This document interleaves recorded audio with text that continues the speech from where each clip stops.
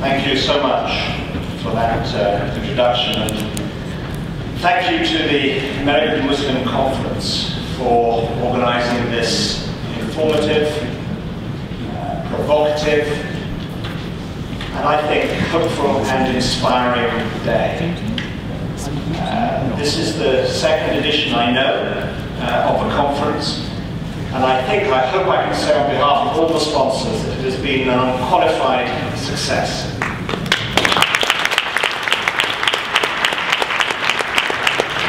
And I am confident that we'll see this event grow year after year in size and stature as America and the companies that do business here come to realize the crucial role that the Islamic consumer will play in the future. And on a personal note, I'm very honored to be given this slot as a non-Muslim.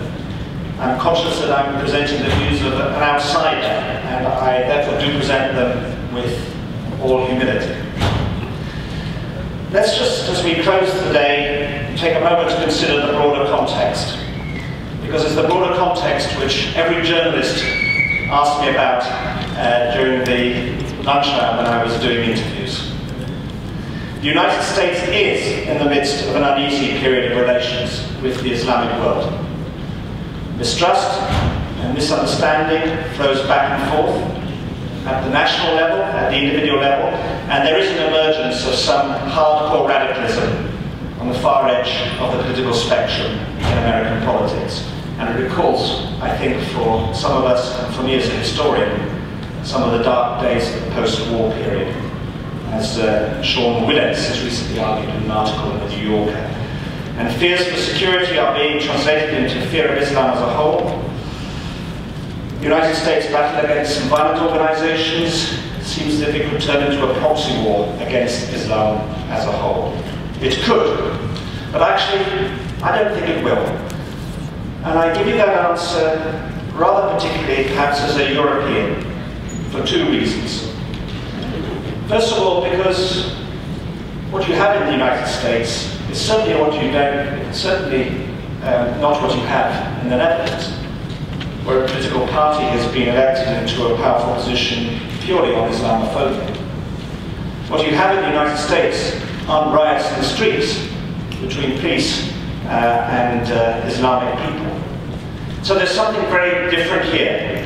It's a kind of psychological problem, and it seems to me to be born out of fear. And fear comes from ignorance. And ignorance comes from what you don't know, from a lack of knowledge. And as a newcomer to the States, I've been rather astonished, actually, by the ignorance of Islam and the ignorance of Muslim people. But the good news is that while ignorance exists, ignorance can also be dispelled. And that, I feel, is part of the theme of this conference, and one of the reasons why it is so important. And secondly, because although we hear a lot of bad news on the news, there's also a powerful desire in the US and I think the Islamic world to tighten the links. And our friends at Gallup have recently pointed out that both the majority of Americans and citizens of Islamic countries desire better understanding between the West and Islam. And given that fact, contrary to conventional wisdom, Gallup also found that people in the Islamic world admire the West. So, time and time again, I've been asked by journalists today, why now?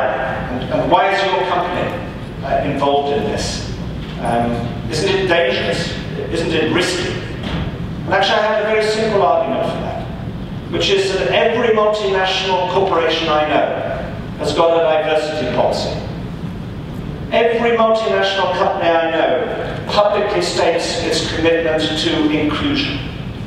And how can you believe in diversity and inclusion if you practice rabid exclusion?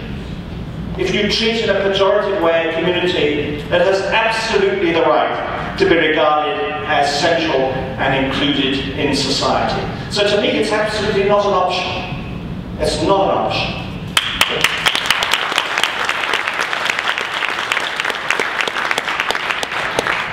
Of course, it's not just altruism. And we heard in the entrepreneurial session some really exciting, ambitious business plans. it has to make business sense. The global halal market is worth $2.1 trillion, and it's growing at $500 billion a year. And while we don't know exactly, we can safely assume that American Muslims comprise a very attractive demographic and quantum of spending power. And we've heard today also that they are the best educated religious group in America. We know that over 40% have bachelor's degrees, thanks to Gallup. It comes as no surprise, therefore, that they're strong earners. It makes this community the richest Islamic population probably in the world, and quite different in character from other Western minority Muslim communities. Now, Islam is already the third largest religion in the States. It's a faith on the rise. As Meghani reminded me, we don't really know exactly how many there are, but let's assume it's somewhere between 6 and 8 million. And I think, as someone just mentioned, that's the size of a reasonable European country, let's say Portugal. Well, my own holding company has net revenues of $100 million in Portugal. That's not something to sniff at. And intriguingly, the Islamic population, whatever it exactly is probably about the same as where the Hispanic population stood around 25 years ago. And around 25 years ago, you started to have the setup of Hispanic advertising agencies in the US. They still exist. They've multiplied. And that says to me that this is a community which will go the same route, which will follow the same direction, and which will become increasingly central to American marketing and advertising. Let me turn briefly to the world which I believe the bigger world needs to understand. And Nazia, my colleague, mentioned a landmark survey which Ogilvy has done on Islam and the new Muslim consumer. Just a word on why we did it. We did it for two reasons. One, because we have a strong business in majority Islamic markets around the world. We employ many Muslims. We have relationships not just with global clients, but with local Muslim clients in the countries where we do business. But also, we believe it was important to get this agenda onto the desks of CEOs globally. And we heard today from you about the tipping point. It is a disgrace that there are no clients at the forthcoming World Halal Forum. But one of the things we constantly have to do is to make sure that those CEOs realize the importance of the size of this opportunity, and that if they fail to take advantage of it, they're in fact neglecting their shareholders' strong interests. So to me, there are a number of challenges which we have to overcome. And the first challenge for Islamic branding is for there to be some coherent viewpoint of what Sharia-compliant branding actually is.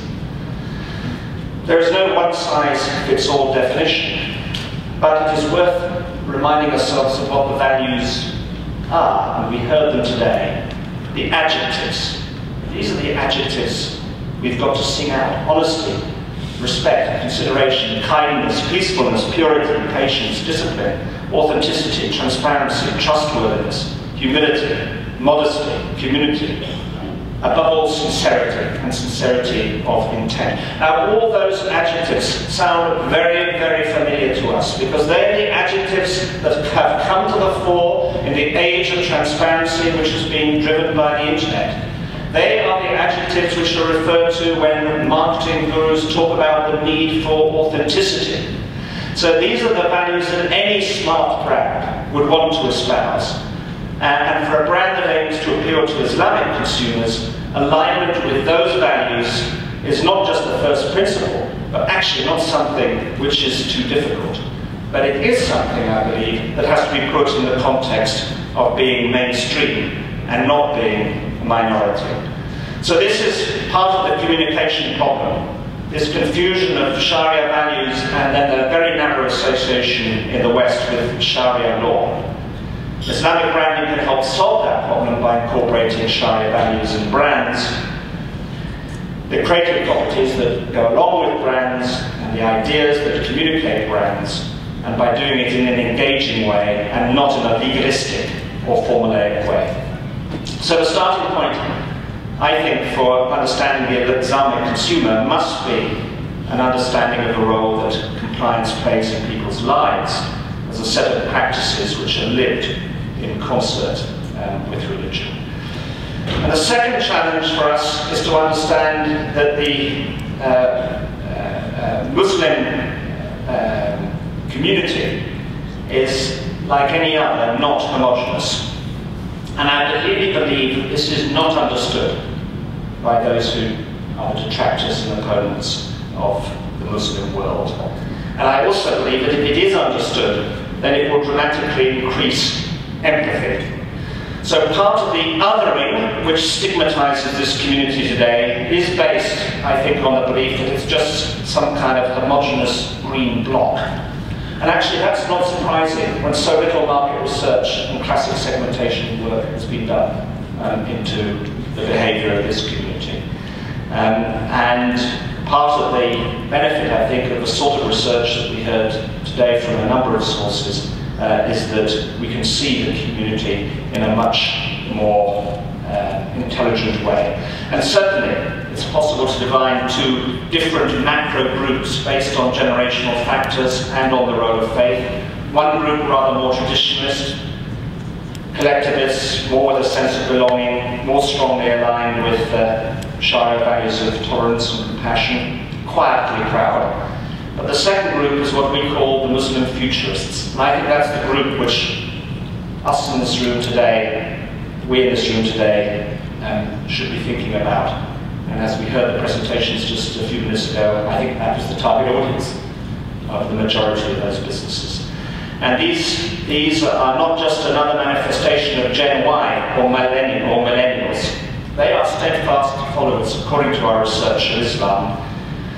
But they do seek to engage in the West, to engage in society, to be proud of the society in which they live, while not compromising their principles. And as marketeers, this is a group that here in America, I surmise, we need to be particularly focused on, fascinated by.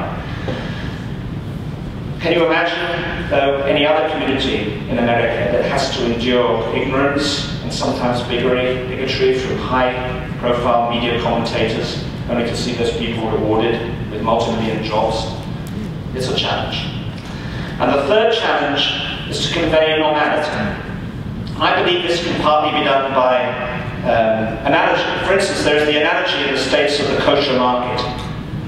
$12 billion back in 2008. 13% of the American population purchases kosher foods, even though Jews only account for 2% of the American population. And that market is growing like topsy, and it's becoming also quite mainstream. So there is a parallel here, I think, with halal. The Jewish population is 6 million, it's smaller than the Muslim population. But it's interesting to reflect that some 6% of purchases of kosher food in America are Muslim. Probably an understatement, it may be higher. So I think there is a role for branding in the States that is very specific. Brands must inform, educate, reassure the Muslim consumer, but I also believe they have to reach out beyond the Muslim consumer. And the very act of reaching out beyond the Ummah legitimizes their role as brands, without, in my view, necessarily undermining them. And my fourth and final point refers to the challenge of soft power.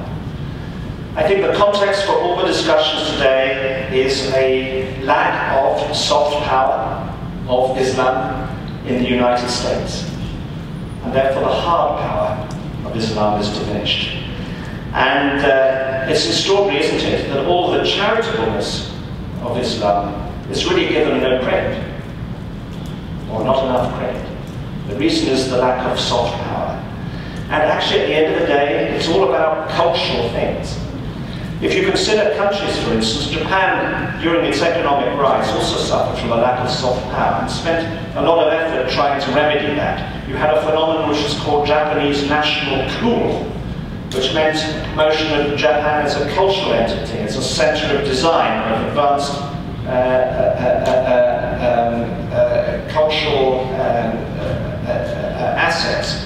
cartoons. Pokemon was, if you like, an ambassador for the cultural coup of Japan. China actually is going through the same issue at the moment, trying also to turn itself into a design and arts and creative centre. I'm on the Prime Minister's Advisory Council of Turkey. The main concern of Turkey, which is a secular country with an Islamic population, is that it completely lacks the soft power that it should have relative to its hard power. Now, all research and experience shows that creative design is the major component of soft power, and I would just suggest to you today that something that hasn't really come out of the sessions is that Islam is not strongly enough associated, generally or in this country, with design. With graphic design, with the arts, with fashion. Creative design is somewhat lacking. And in this sense it differs, I think, from the minority Muslim communities in Europe, and certainly from the majority Muslim communities. Let me tell you, art and design defuse fear. They normalize, they inspire. And as I reflect indeed on my own industry, I feel there is much more that we should be doing to encourage young Islamic designers to be proud of their Islamic dimension as well as of their role as designers. So Islamic branding has to make no concession whatsoever in terms of design sophistication. We saw today in the entrepreneurial presentation some reference to design, but the last mile, just walking the talk about design, is the most difficult thing. So I think one senses here that we're at the beginning of a journey. There are some fantastic and encouraging steps and examples, and we heard some of those today. I thought that the Best Buy example was really inspiring, what Steve Pilchak talked about. He wanted to do something big, he wanted to do something different. He believed in diversity. He wanted to find a creative way of connecting based on what the consumers around him wanted. I thought that his video deserves a much wider area than just in this meeting. I think, if I may say so, Adnan, Saffron Road, is an example of an Islamic brand that has got creativity baked into it. And we heard today also about the role of research in arriving at that brand identity. So these are, I think, some very, very encouraging examples, but they do sit within something of a soft power vacuum. And if you want an example, I think, of what I would regard as good practice in this area, we should look at the sort of branding that's done for organic and free-range products in Europe. It's really smart. It has a very strong design ethic. It's very sophisticated, and it transforms the category. So, drawing all these threads together, I think there's an important point about branding to be made here today. It was Farhan who reminded us that he had a product as an actor, and he also had a brand. And the difference between a product and brand is something that actually my company was built on. It was David Ogilvy, who was our founder, who was probably the inventor of contemporary brand image practice, and he made a distinction. You know, a product is something that's hard. It's all about bits and bytes. It's got features. You can feel it. It's tangible. It's made on a production line, or it's designed in an office, maybe. But it's solid. It's defined. A brand is something very different. It's not so rational. A brand is fundamentally an emotional thing. A brand is a relationship between any manufacturer, any offerer of goods and services, and the customer. The brand is actually owned by the customer. It's often such a mistake to imagine it's owned by the manufacturer. So Coke or Pep is not a fizzy soft drink as a brand. That's what it is as a product. But it's more than that. Coke is selling optimism. Optimism defines for Coke the consumer relationship. Optimism makes it a brand. So, for instance, I feel a bit uncomfortable. Just a subscript, just a certificate, just a stamp. And at the point when we have normal competition between rival halal brands, then we will have halal branding. Otherwise, I think what we're talking about is nothing actually much more sophisticated than the sort of branding, in inverted commas, that existed in Eastern Europe in the communist period. So I think that there is a general deficiency, actually, of creativity in halal branding. It's something that's been invented, and nothing wrong in that, by producers. But actually, the subject of this conference is about consumption. And maybe this is a message or a plea to the World Halal Forum, Abdulhamid, from here. You talked about the importance of finding a language. It is critically important, I believe. But it goes beyond that. It also means finding a narrative which the language has to express. And it goes beyond that. It also means defining the emotions, the imagery, and the design which walk hand in hand with the language. This is particularly so, in my belief, for local brands. And unless the local brands embrace this, then I fear that the multinational brands will just take over and dominate the whole category. But if we get it right, the consumer desire very definitely is there. There is no doubt at all. And I believe that it is perfectly possible for Islamic branding to exist, to be targeted, to be sophisticated, to be effective, to be empathetic, and to be appropriate. And in so doing, we will realize that the Islamic market has commercial potential, to be sure, but I think also that it has a more important role, perhaps, to play in the future. Because those Muslim futurists I talked about, they are America's children, just as much as any other younger demographic. Which brings me back to that critical role of branding. Branding normalizes, branding explains, branding elevates, branding inspires. Branding is a form of soft power. So I think that Islamic branding can help break that vicious chain of othering, of dehumanizing, of demonizing, which somehow is cinching around America's soul.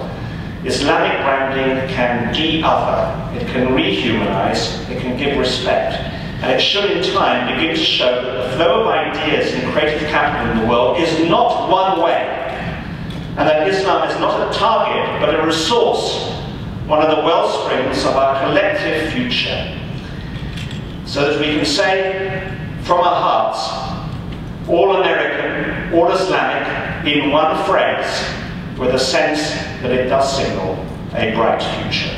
Thank you very much.